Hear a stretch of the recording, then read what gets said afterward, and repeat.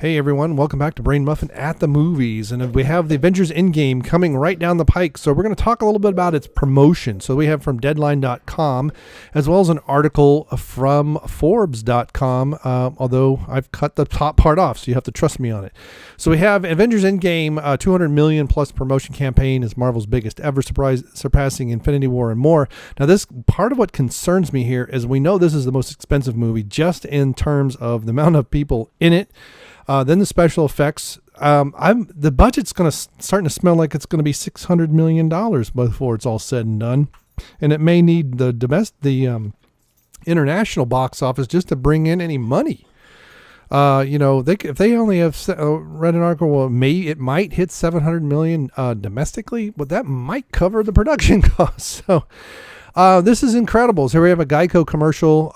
We have the Geico here. Exclusive. Having already broken pre-sale ticket records, Avengers Endgame has smashed through another milestone before it smashed all box office benchmarks starting Thursday, April 25th. The Anthony and Joe Russo directed feature is far and away the biggest marketing promotional campaign in Marvel Studio history at well over an estimated $200 million. Now, if they're admitting that, imagine how much they're really spending. So that would be interesting. This beats the media value of previous Marvel global partnership approaches for Avengers Infinity War Homecoming. Yeah, but see, now here's one thing. Disney spent a crap ton on Captain Marvel, buying tickets and everything else. So I would love to know what that real number is. Town and record of 10 customer ad supported spots. This year's group of Avengers global ad partners are hitting key audiences that traditional media can't buy. As far as our fan universe expands with new characters and stories, so has our audience. That's probably true. If I said Walt Disney, this is Mindy Hamilton. We've grown beyond our target audience of traditional fanboys. Now it's millennials, it's teens, it's multicultural and families. Oh my God, really? Traditional fanboy? Oh my. We look for partnerships that honor and celebrate in each of these. What is multicultural? We're good at Camilla Khan. We're getting Camilla Khan confirmed right there.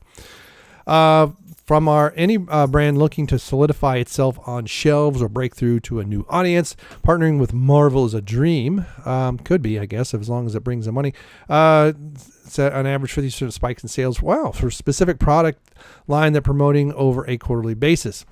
In a conversation with Haynes 2 years ago for its promotion on Guardians of the Galaxy Volume 2, I didn't know they did that. Deadline learned that 31% of all Marvel fans are apt to buy Haynes. Hence, partnering with Haynes with the MCU was a nice fit for the Underwear Company. Oh, that's good.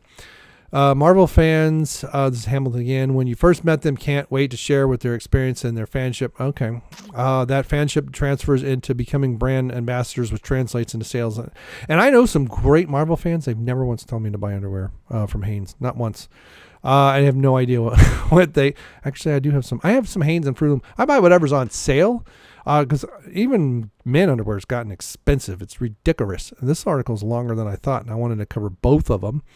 So let's skip through some highlights of what we're doing. So we've got MasterCard for a new PSA featuring cancer survivors and Endgame. And there are some videos right now on this spot that are starting to circulate around YouTube, and people are cringing. I don't know. I rarely watch television, so and most ads I block on my browser, so a lot of the stuff I won't know. I did see an Audi commercial featuring Captain Marvel, which was not bad. It was played a little bit too deadpan, but it's based on her fish out of water because she hasn't been around in 24 years, which is interesting. They are making a deal about that, and Captain Shoehorn is starting to become more and more shoehorn. It's like maybe you guys should have had this a little bit earlier. So we have Audi, we have home. Also reported that it created an in-car virtual reality experience for backseat drivers called Marvel Avengers. That sounds silly. And the Game of Thrones, I guess, I don't know, Guardians of the Galaxy ship named manned by Rocket. That's nice. Another reason not to buy an Audi.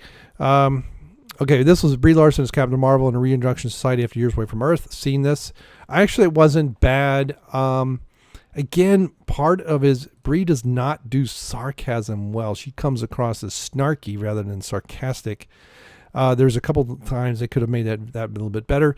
Together, McDonald's and Marvel will join forces by calling all heroes, and I don't really care about McDonald's. They're teaming up with Coca-Cola. Okay, we have the cans, 4 countries with a custom ad spot and custom created cans. That's nice. I don't care. I won't drink it. Google's creative for Endgame explores what would happen if the world's most powerful phone was launched to a universe that needed a little assistance. What? World's most helpful phone. See, it would help if I actually read the words that were there. That's nice. With General Mills, okay, we got cereal and something probably, right? And Yoplait yogurt, okay, who cares? Ziploc bags, oh my gosh, this is as bad as Star Wars. Star Wars was on everything because that's the only way Disney could. Well, they still lost $200 million on it last year. It starts okay, so that's. I want to skip to some comments, and yet both have never had any enemy. Who cares? They got into okay. So let's go over here. So what you're missing is Marvel Disney's Avengers Endgame marketing can change how blockbusters are promoted.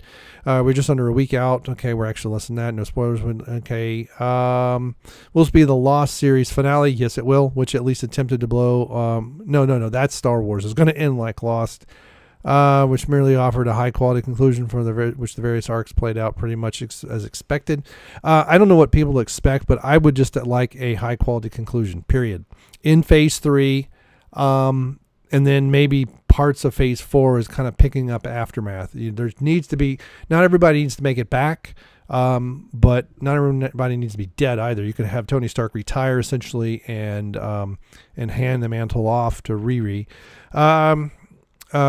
Avengers Endgame is on its way to an over-under of 800. So that's an even bigger number. Global opening weekend. Okay. But I agree that The Last Jedi and Chris Nolan Dark Knight sequels were more spoiler-free than Avengers Endgame. Had one distinct advantage. What? Okay. Since Endgame is following, shocking cliffhanger, every person walking in the theater already knows that the movie will be about the surviving heroes. Actually, they're going to go fetch everybody, and because I'm still convinced they're not dead, they're just in a parallel dimension. And on the other side, they think everybody else is gone, and they're going to come together, join together, and then they're going to overpower Thanos that way. It's our other movies. This season finale offering is more than willing to sell itself without spilling out what the plot of the movie happens to be. Yes, there are references to Thanos, and this will kill half the universe plot that surprisingly succeeded last time out, but most of the marketing includes a Super Bowl commercial, which has seen by 98 million people. Well, I didn't know there was one. It's throwing you right into the deep end of the pool without wasting time, bringing you up to speed. Yeah, that's true. Yeah, we just go. Although the latest trailer kind of hits all of the other movies leading up to this, which is good. The because I haven't seen them all, doesn't offer spoilery. There were some spoiler rumors and stuff in some of the marketing for The Force Awakens, and it turned out to be crap. It turned out to be red herrings and people reading in the script, or maybe just JJ just throwing them shade. Hey, the Capitol, brainwash, PETA. Okay. This has been almost no traditional marketing. By the time Avengers, this article is failing to gather my interest.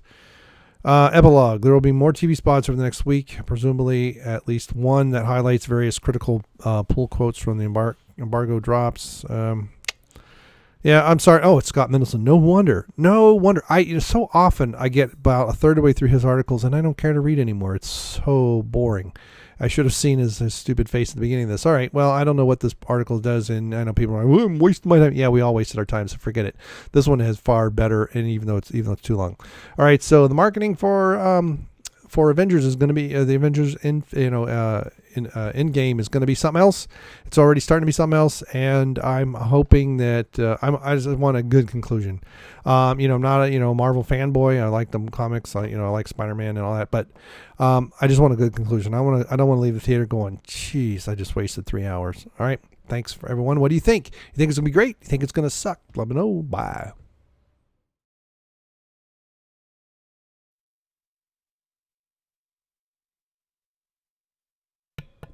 All right, we're live. Why am I? This is what I understand. Why? Oh, that's why it's so loud. Good grief, I'm an idiot. All right, let's get this show on the road before the dogs become a complete nightmare. 3, 2, 1.